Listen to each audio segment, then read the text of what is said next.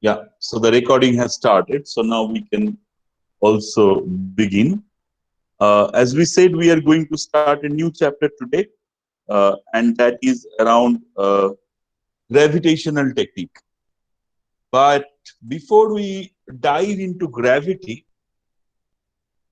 there is something that I want to discuss. I mean, why we are studying gravity or other physical rules, we need to understand what is the motive behind. And for that, I want to uh, coin a term which we call as prospecting. Are you all able to see my whiteboard? Can you please confirm? Am I audible and you can see my Yes, whiteboard? sir. Okay, excellent. So, okay. So the first thing that one term I want to coin, but what we call as prospecting. Okay.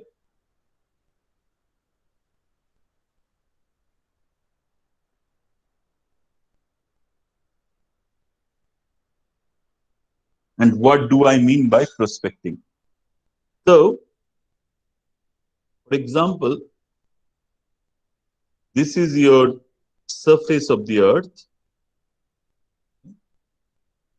And for example, there is an iron ore deposit. This is your iron ore deposit, which is perhaps sitting below the subsurface at a depth of, say, 1 kilometer, depth of 1 kilometer. Now, obviously, you cannot see this particular deposit uh, from the surface. So you have to rely on certain techniques, okay, that will help you to, number one, discover its presence, and number two, it will help you to delineate its extent. Okay, so first of all, you have to be sure that this indeed is there, and secondly, you have to be sure that you know if it is there, how large or how small it is. So that is essentially delineating its extent. Discover its presence and delineating its extent.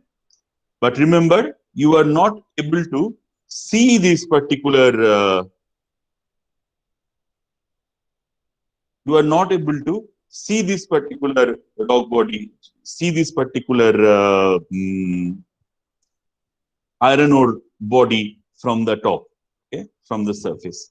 So the processes by which you do this, okay, discover its presence and delineates its extent is called prospecting.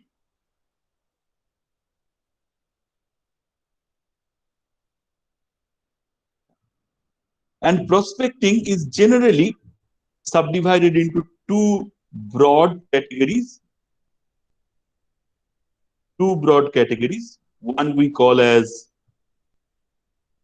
geophysical. Oh, this is really disturbing. I don't know what is that.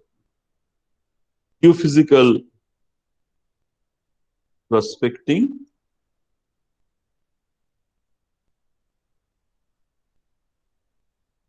and the second one is called geochemical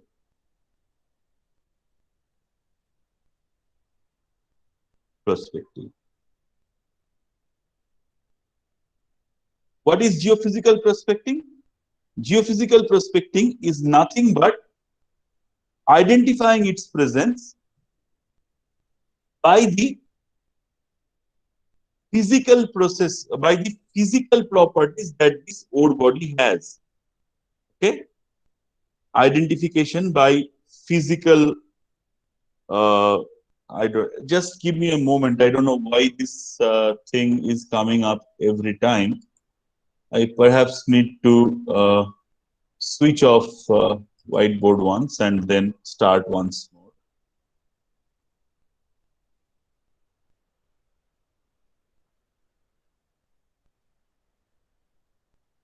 Just give me one moment.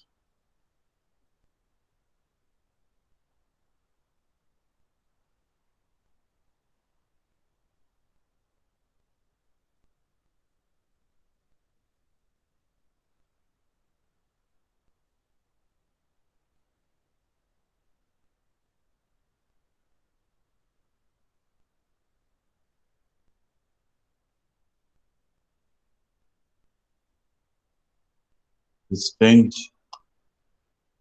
Don't You will need internet for this. It doesn't look you are connected to the internet. If I am not connected to the internet, how am I having this meeting? Strange.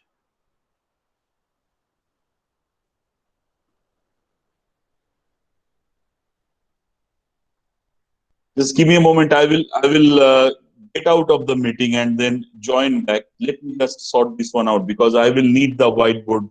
I will need to use the whiteboard. So just be there. I will be back in a moment. Okay.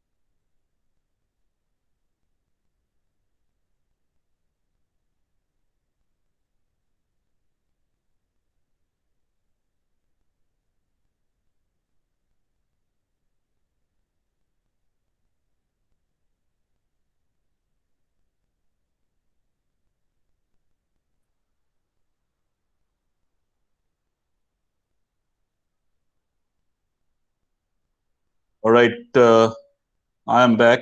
Just let me share my screen and we will start. Okay. So am I audible now? And can you see my screen? Okay, excellent. So as I was saying, so prospecting can be broadly subdivided into two categories: geophysical prospecting and geochemical prospecting. Okay. So what is geophysical prospecting? Geophysical prospecting is we want to identify this particular ore body by its physical properties. So if I ask you some of its physical properties, you can name, say, perhaps its density, maybe its color, yeah, maybe its magnetic properties.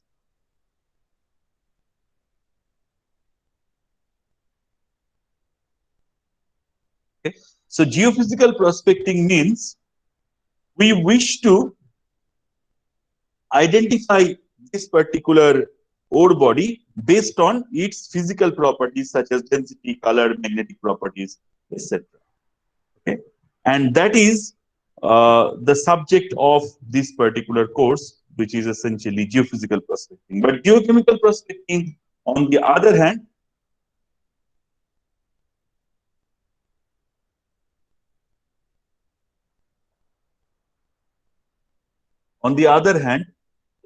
just a moment, something else started to. Okay, and the geochemical prospecting, on the other hand, is based on its chemical properties. Okay.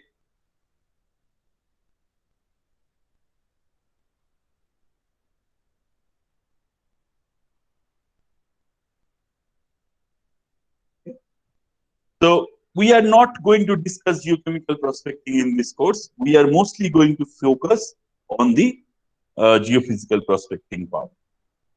Is essentially identifying this particular deposit and delineating its extent by its physical properties by means with some geophysical tools, which we will discuss in this course. Now, that's all good. So the first geophysical technique. Okay, before we do that, there is another important concept that I have to tell you before we start with gravitational technique, is called anomaly. Okay, and you know what anomaly essentially means. For example, if I take this particular property density, okay, and we have said that this is a iron ore deposit. Okay. Say, for example, this has a density of rho 1, and the density of the surrounding rocks is rho 2. Okay. So, and say, for example, rho 1 is greater than rho 2. Now, if I have a technique by which I am plotting in the x direction, in the x axis, is the distance, say, from A to B. Okay, that is what we are plotting, distance in the x axis. And in the y axis, I am plotting the density as we observe. Okay. Now, what I will observe here, I will have kind of a density curve going like this, right? And then once it comes in contact with the body, I will see an increase in my density curve, right? And then this will again be flat. So this perhaps should represent my density rho 1, and this would represent some sort of combination, combined, some sort of combined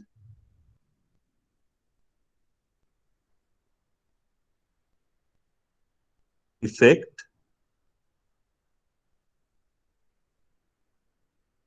of rho 1 and rho 2. Hence, it is little bit increased, and then it will again come back to rho 1. So you got my point. In the y-axis, I am plotting the combined density, and in the x-axis, I am plotting distance from A to B. Okay. So we can say that this density value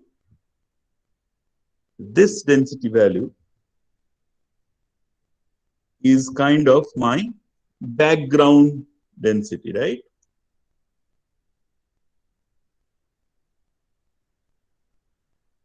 Background density. On the other hand, this portion is my anomaly. So one of the most fundamental aims of geophysical prospecting is finding such anomalies. It can be an anomaly with respect to density. It can be an anomaly with respect to color. It can be an anomaly with respect to magnetic properties. Okay? And such anomaly will provide us hints about, the goals that we have put forward in the beginning, that whether such such a body is present underneath, and if it is present, then what is its extent. Okay. So in all our geophysical prospecting techniques, whatever we will try to see, be it gravitational technique, be it magnetic technique, be it electrical technique, okay, in all of them, we will try to find out such anomalies. Okay. So is there any question on the philosophy that I have explained on geophysical prospecting? Or is it clear for everyone? Can someone tell me anything you did not understand?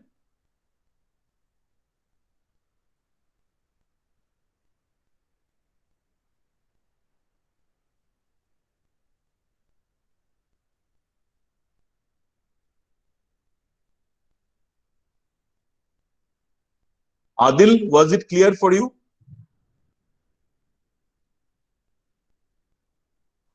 Sir, hello. Yeah, Srivat, tell me. Sir, the plot we are making in that example, that is between density and the x-axis, right? Yeah. X matlab distance along the surface. X matlab distance. Yeah. So in this particular case, we are just I'm just giving you a 2D example, right? Yeah. Sir, I couldn't hear once. Can you repeat that? The example that I have given you is a 2D example. It can also be 3D. Okay. Yeah. Okay. Yeah. Because you did not take into account the distance from the surface to the depth of the observation. No, those things will, I'm just trying to, explain you the philosophy. Of course, those things will come. Okay. Depending on whether it is sitting at 1 kilometer, whether it is sitting at 2 kilometers, the shape of this curve will change. Okay. That's there. Okay. Okay. Anything else? Any other question that you might have? Let's see. Can the anomaly be a combination of more than two sets of densities, rho 1 and rho 2?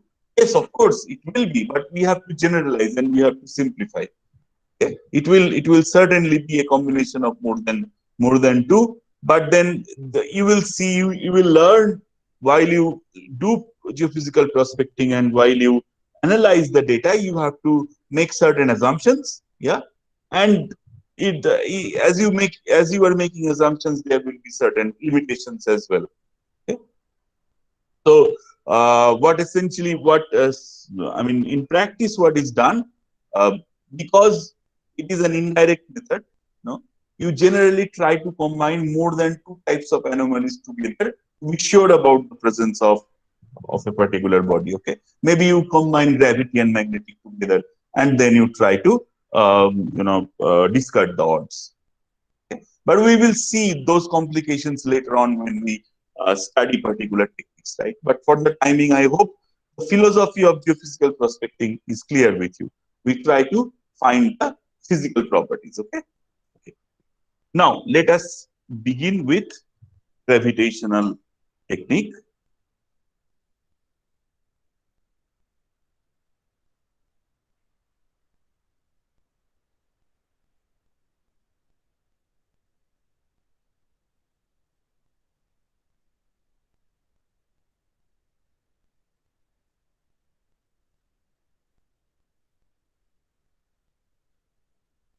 Now, before we go to the actual technique, let us try and understand some fundamentals on gravity. Okay? So, first thing we will today's class and few classes from now, we will understand some of the fundamental principles on gravity, and then of course most of them is already known to you, I'm sure, from your high school physics class. But then there are some important things I want to emphasize, which we will uh, use them while we actually apply them in terms of prospecting. Okay, so fundamentals on gravity, that is what we are going to discuss today and in next few classes. And then we will come to the actual prospecting part. Now, Richard Feynman, I'm sure you all know about the name of this famous scientist. He said that the discovery of gravity is the greatest generalization.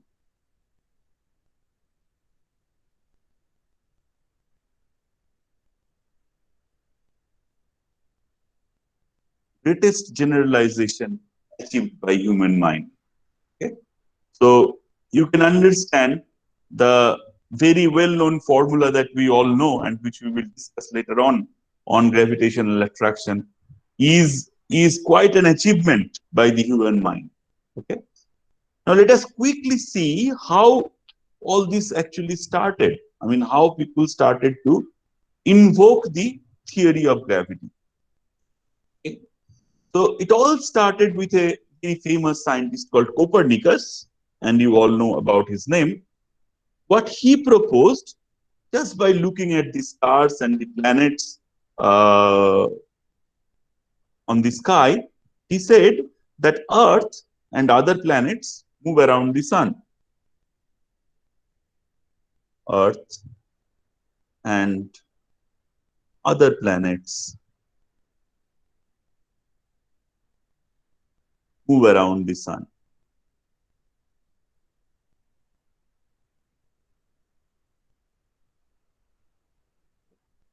Now, that was a very revolutionary statement at that period of time. Although this is quite, fundamental for us, but then I mean we take it for granted. But then at those time, when it was mostly the science was mostly um, dictated by religion, that was quite a revolutionary statement that Earth and other planets move around the sun.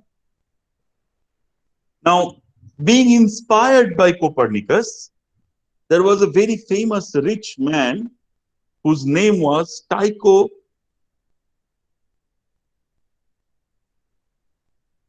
Brahe. And he had one private island.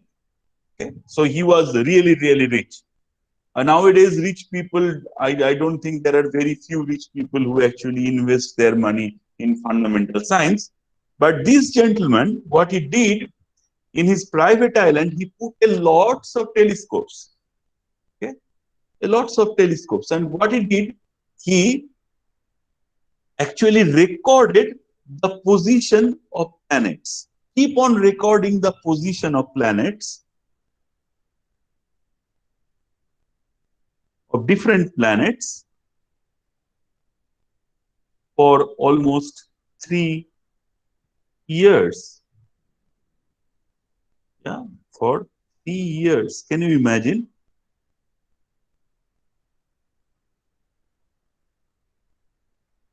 Yeah. So, if you do such observational study for 3 years, what it means that you generate a lot of data. But he was not a scientist and he could not, do a lot with the data. He actually generated the data, but he did not do much with the data. He could not actually. And he gave the data to another famous scientist called Kepler. Yeah.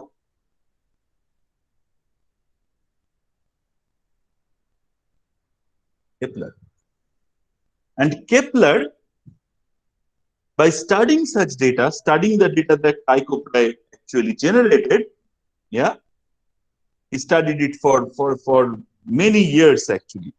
And then, with some trial and error, came up with 3 fundamental laws on planetary motion, which holds good till today.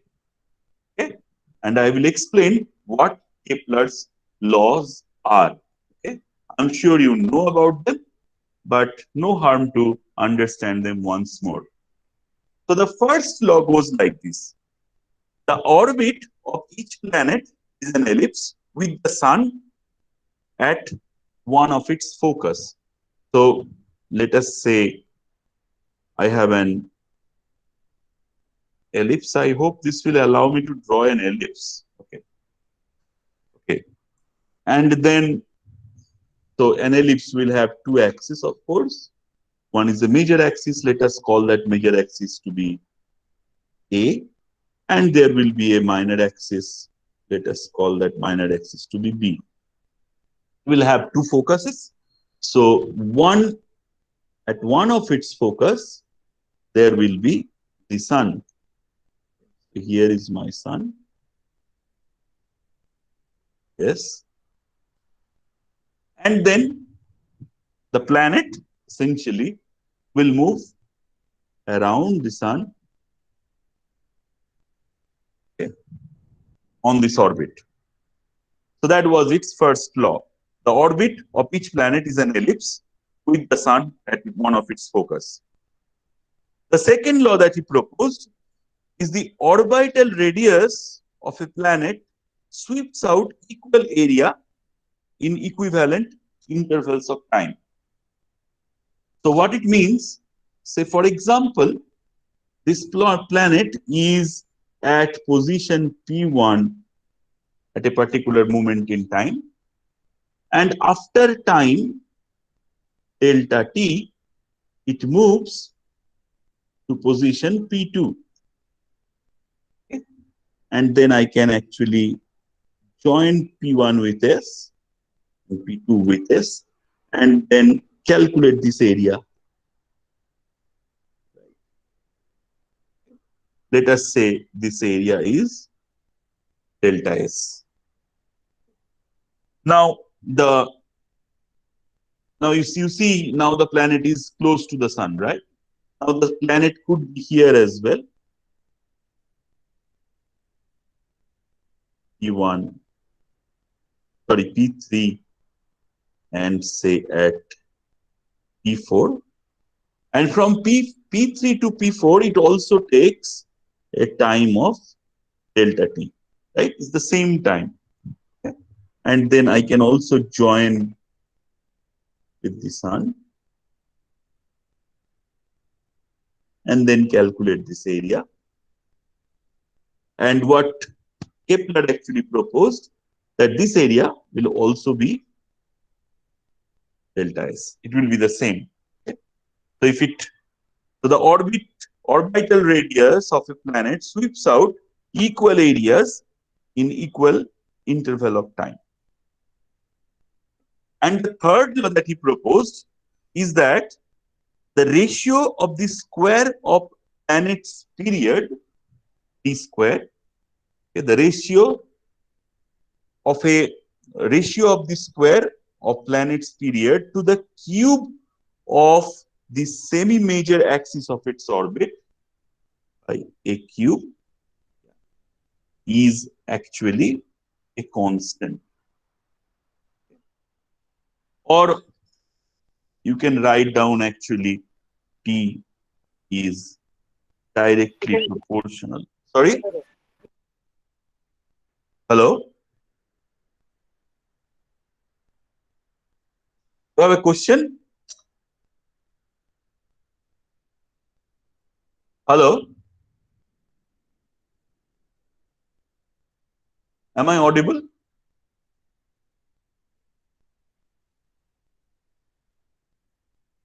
Was there a question?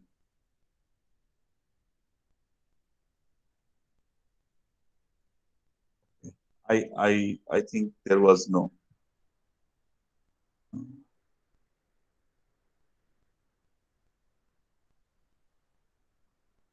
Someone had a question because I heard someone speaking.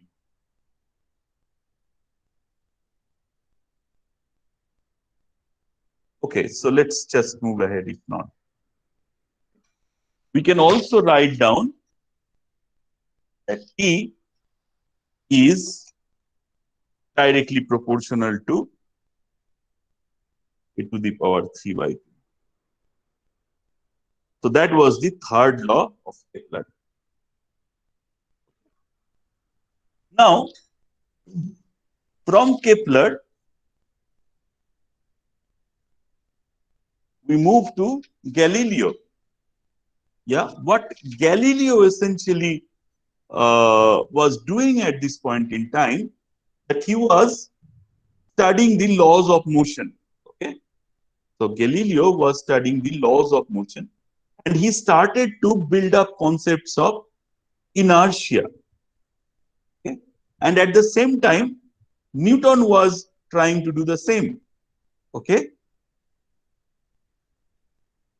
and Newton actually asked another fundamental question, that what makes these planets actually to go around the sun? I mean, why would it take a circular or an elliptical orbit?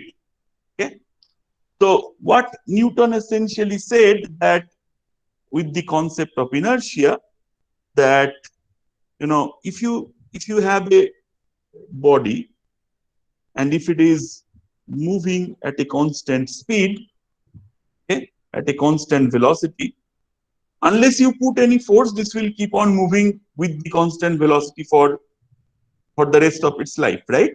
And that is the moment of inertia theory of Newton, right? Now, if you want to actually try something to, ask something to move, so what the planetary motion is, now if we just simplify it, that I have a circular path or an elliptical path, and something is trying to move along, this circle. So fundamentally, the translational motion is along its tangent, and then the velocity is constantly changing, right? The velocity is constantly changing. It has to change constantly, because although it might not change its magnitude, but the direction is continuously changing. So fundamentally, the velocity is changing. So if I have to change the velocity, there must be a force. Okay? And there must be a force which is inward, right? There must be a force that is actually pulling this particular body towards the center, okay, which is responsible for the change in the velocity path for this particular object, right? And that was this particular force essentially gave rise to the proposition of gravity. Okay. Now we all know the fundamental equation of gravity. Suppose we have one body with mass capital M.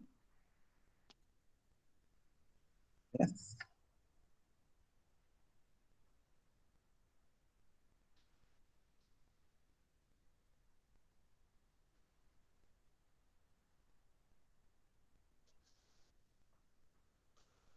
One body with mass capital M, and then there is another body with mass small m, separated by a distance of r, right? Then we can say the force, the attractive force working between these two bodies is equals, F is equals to minus G m small m by r square with an unit vector r, right? So this is the fundamental equation of gravity. Now, so it's directly proportional to the product of the masses, inversely proportional to the square of the distance. T is the gravitational constant. Yeah. Now you have to tell me, why do I have this sign, this negative sign here? Can someone tell me why this negative sign is here? You can tell me. Yeah, attractive is a very general. I mean, you give that answer attractive in your school. Okay, so let's try to think little bit beyond. Why negative?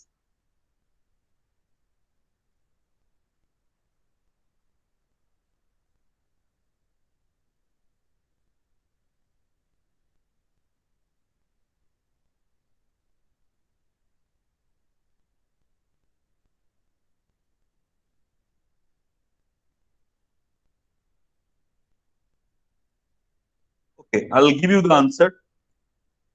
What you see here, so this r is my unit vector, as I said. Okay, so what is the direction of r? The direction of r is this way, right? R is a vector, is a distance vector. So r increases if capital M goes away from small m, right? So the direction of r is this way. R increases this way. But how the force is directed? Force is directed opposite to it. Okay. Hence, I need to provide a negative sign to actually accommodate that if I increase r. So if I increase r, F decreases. That is by the inverse proportionality. But then, it is oppositely directed towards the r. Okay. It's oppositely directed towards the r vector. Hence, it is negative. All right. Now, if we try to find out, can you do a very quick calculation and tell me what would be the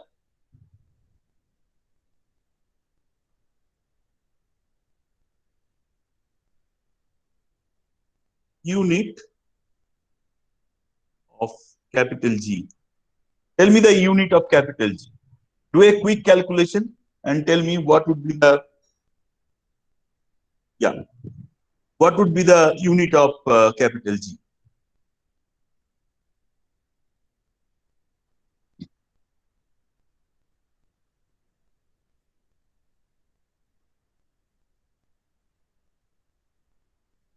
Don't look into books, huh? Or internet. Just try to calculate and tell me what would be the unit of capital G. Or is it unitless? How is it?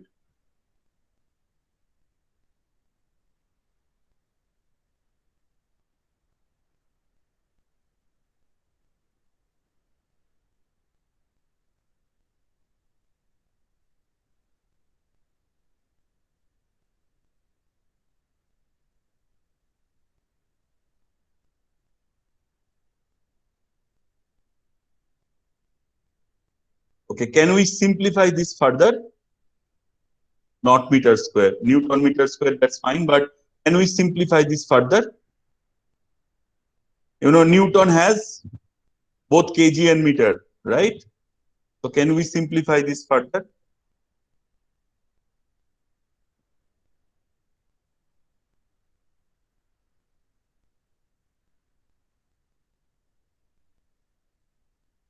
No, meter cube, it will not be meter square.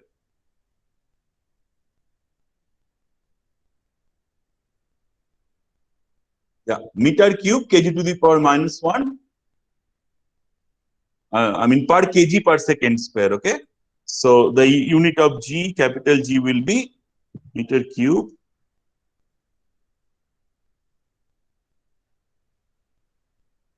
Yeah. I hope all of you can do it. If not, you know, I can very quickly help you to do it. So you can actually replace F with MF. MF is P is equals to MF. You know about the law of force. Okay, P is equals to MF. Small m will actually get cancelled. Okay, and then you will be left with kg only. Okay, and then this is meter per second square. So and r square will be multiplied with your meter square.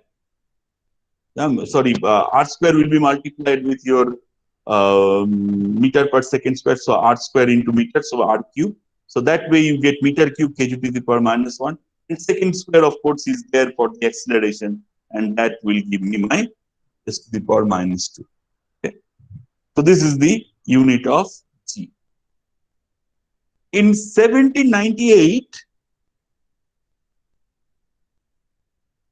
a scientist called Cavendish, okay, first determined the value of G, and that was 6.754 into 10 to the power minus 11 meter cube kg to the power minus 1 per second square. Okay, and then the latest value of G, I mean, that was by some very primitive technique. Okay, the latest value of capital G was given by Moore and Taylor in 2005, and they have refined this value to 6.74210 into 10 to the power minus 11. Okay, so you can see Cavendish did not do a bad job at all. You know, in 1798, that was almost 200, more than 200 years ago, right? He did not do a bad job at all. And this is the kind of the most precise value that has been given so far. Okay. Any questions so far? No. And I don't expect you to have questions here as well, because you possibly have read these things before. Now, in the field of gravity,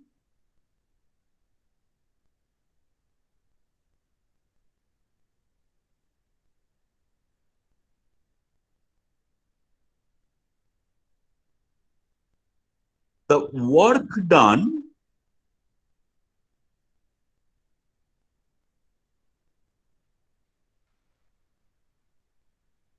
for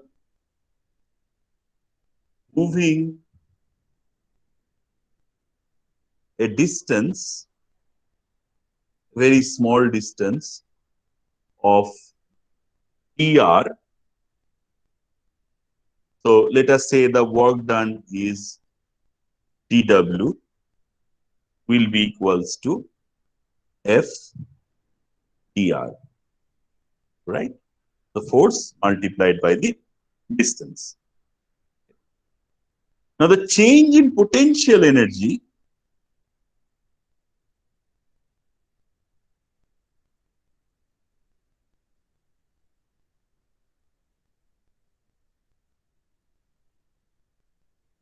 for such movement is equals to the work done.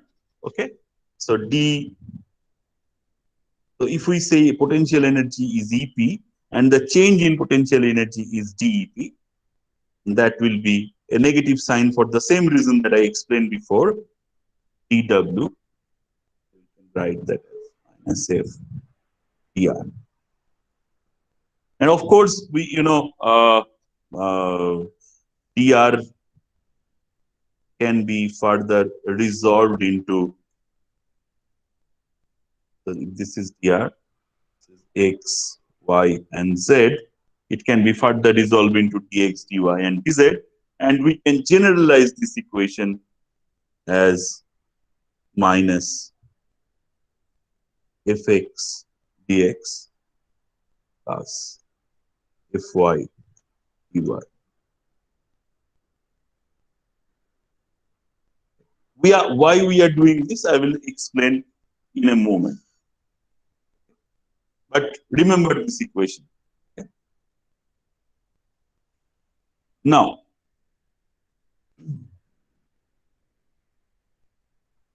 so we said F is equals to minus E m by r square. Now, F can be, F is the force, and as I said, this can also be expressed in terms of mf. P is equals to mf, you remember, mass into acceleration. And let us say acceleration due to gravity. So acceleration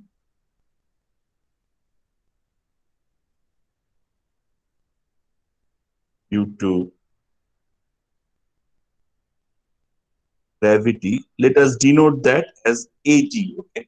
Or you can just simply put G, but I want to write the equations as per Laudy's book so that it is more helpful for you to read it through. Since I am using the same notation, Ag, so this will be M Ag is equals to your minus GMM by R square.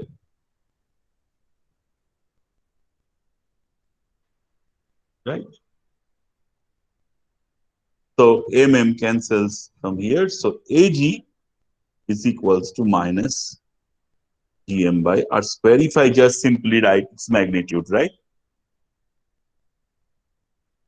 So the unit of Ag, as we know, the CGS unit is centimeter per second square, right?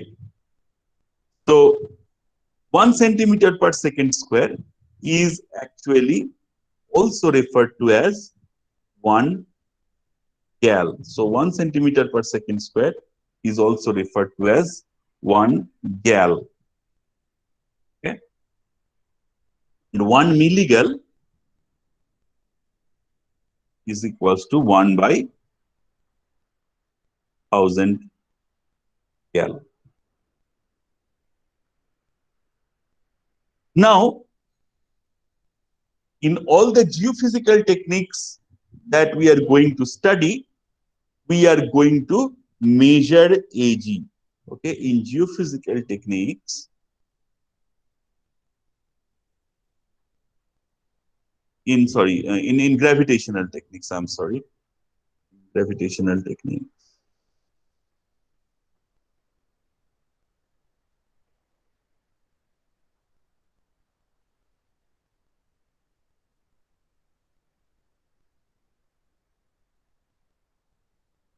We are going to study, we are going to measure the value of G.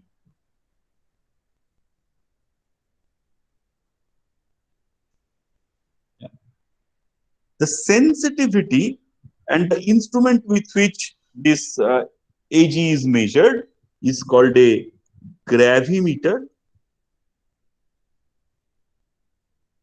Okay. We will explain the principles of gravimeter later on. Okay. And in older days, a gravimeter had a sensitivity. older days, okay, sensitivity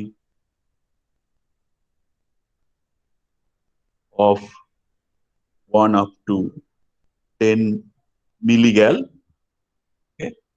Nowadays, of course, after we have, computation and help of computer and digital technologies, yeah, the sensitivity is all the way up to microgal, the way up to microgal.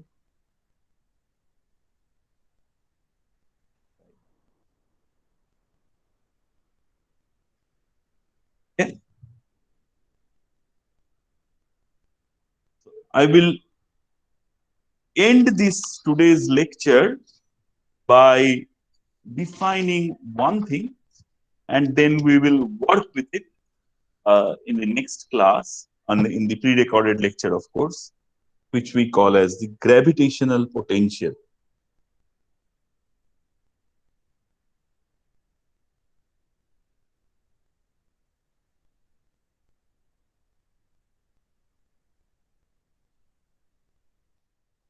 And gravitational potential is generally denoted with UG, and gravitational potential is defined as the potential energy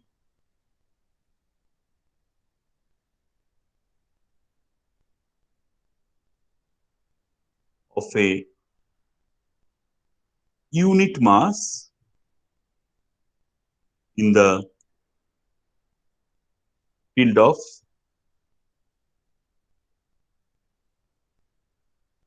gravitational attraction. We will see how UG is related to AG, and what is the significance of UG, and so on and so forth in the next class.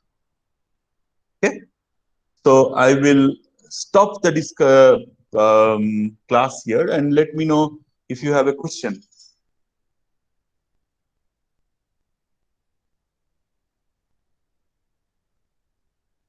Well, it was very easy for you. I'm sure you all have studied these things in your high school physics. But even if, let me know if you have a question quickly.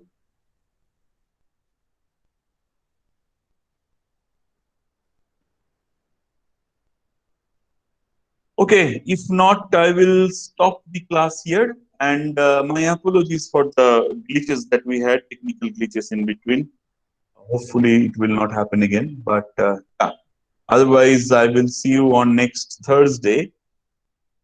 And sorry, next Wednesday. And meanwhile, I will record the pre-recorded lecture tomorrow. Thank you.